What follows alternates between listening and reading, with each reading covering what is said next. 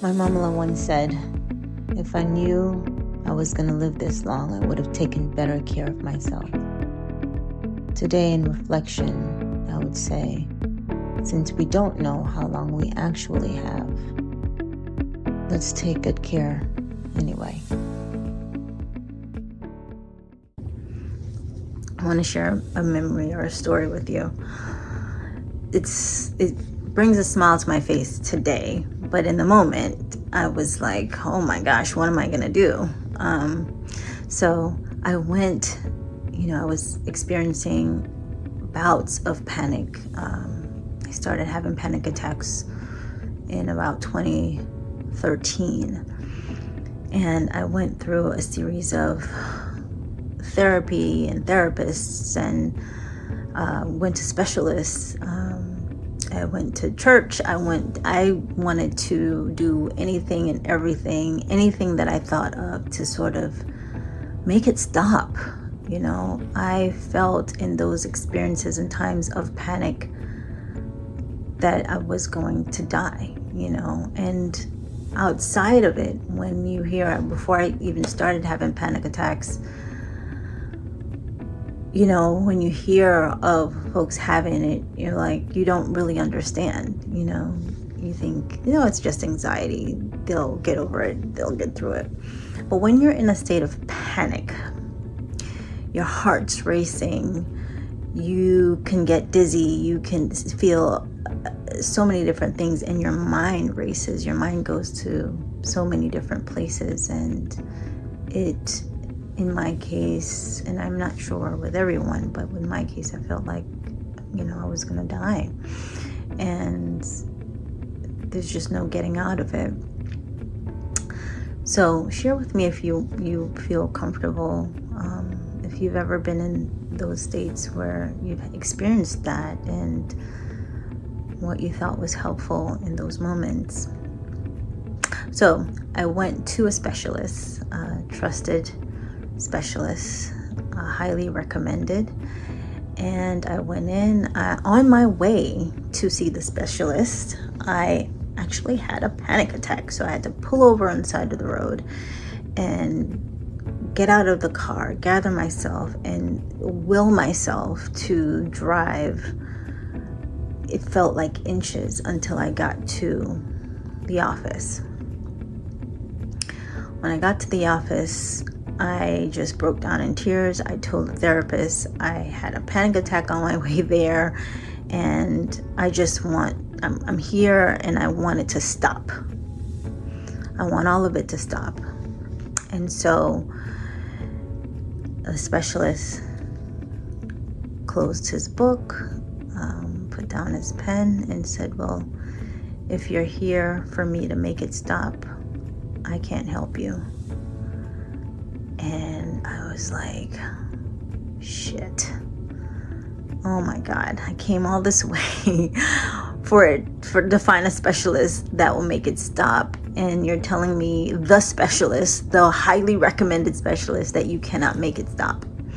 What am I going to do now? And I think I broke down in tears on the couch in front of him. And he said, I cannot make it stop. And that is not my goal, or it should be your goal to make it stop. I can invite you to understand it, to get curious about it, to get through it. And we can work on that together.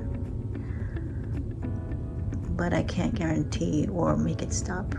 And he went through what that meant. And it just became clear to me. I then became more hopeful. Okay, you won't make it stop, but we can get through it. And so what does that mean? And so the curiosity began. What does that mean? Get through it. And, still in my mind, how long is this going to take for me to get through it? Because these panic attacks feel like I'm going to die. And so I don't want to die. So again, the invitation was to get curious about it. So I just wanted to share that with you. Do I still have panic attacks occasionally? Occasionally I do. And I get through them. Now, for different people, this could mean different things, right? I'm not, your therapist. I'm not the medical expert or the expert on you, whoever you are listening to this. So I certainly would recommend that you speak to your specialist, speak to your medical profession, speak to your therapist, and check in as to what that getting through it would mean for you. So I'm getting through it, and I'm learning how to be curious with what's going on within and what could be influencing or impacting my thoughts in the moment, and where do I go when these panic experiences happen. Do I call someone? Do I check in within? And I'm learning. I'm learning as I go. I'm learning as I grow, So I'm learning what works for me. I'm learning that I want to tap into me to find my own resources to get through, rather than having to tap in outwardly in the moment, or, who do I call? What do I do? Although that can work for you. And that has worked for me in the past. What's working for me now is to strengthen myself in a different way and finding ways to soothe and to get through those experiences organically. That's working for me. That doesn't mean that I don't need additional outside assistance like therapy and, perhaps even medication for some of us, or a combination of both in some cases. So tap into what works for you, and we'll get through it.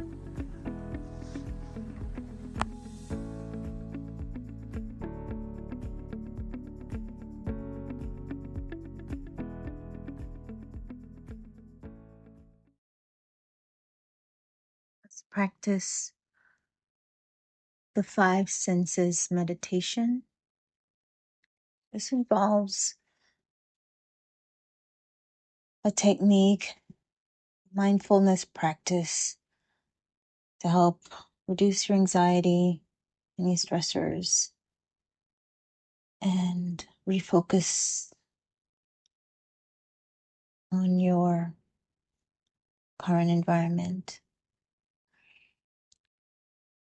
Acknowledging 5 things you can see, 4 things you can touch, 3 things you can hear, 2 that you can smell, and 1 you can taste. So let's practice it together. I must say that I have practiced this when I've experienced anxiety and panic. Sometimes it's useful, I have to be honest, and sometimes my panic and anxiety gets the best of me and I have to start over, and that's fine. So let's work together on this. Let's see. 5 things I can observe. I can see the bright light in front of me. I can see the books in my office. I can see my body sitting on the floor.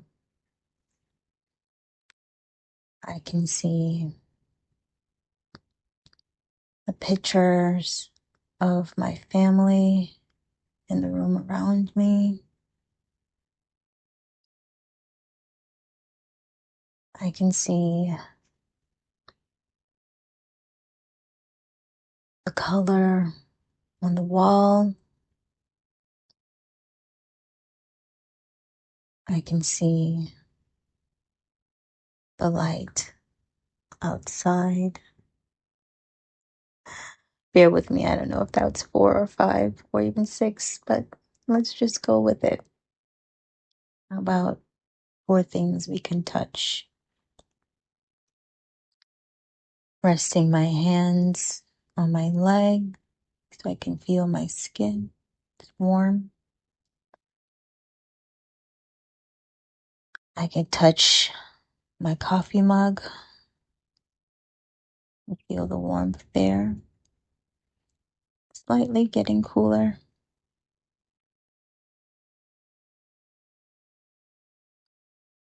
I can feel the floor against my bottom as I'm sitting down.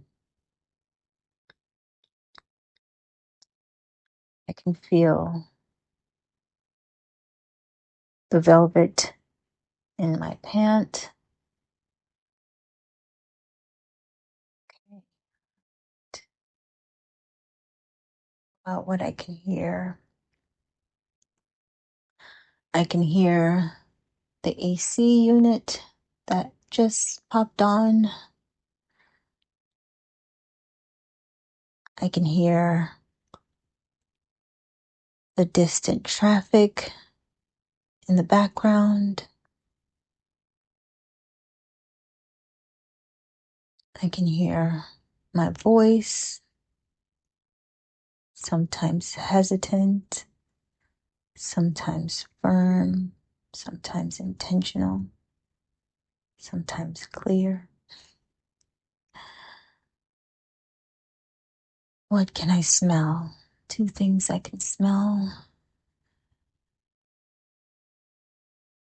I can smell the strength of my coffee that I really shouldn't be drinking, but I am drinking it anyway.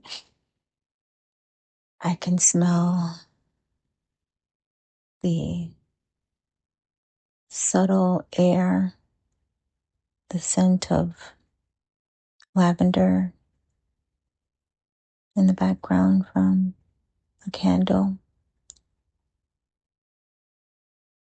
And lastly, what I can taste is the slightly oversweet coffee that I've made this morning, but it's delicious and it's what I made for myself, and I'm grateful. Let me know what you think. Let me know how the 5 senses meditation has helped you, or areas that you want to improve on. I know in this meditation, I sounded a little judgy at times, but I just wanted to be naturally in the state where I was in the moment. And I'm learning again. We're learning together that there is no real place for judgment in these meditations. And if it happens, notice them, and we'll just do better next time. So leave a comment for me. Let me know what you think, and we'll again get through this together. Until next time, take good care.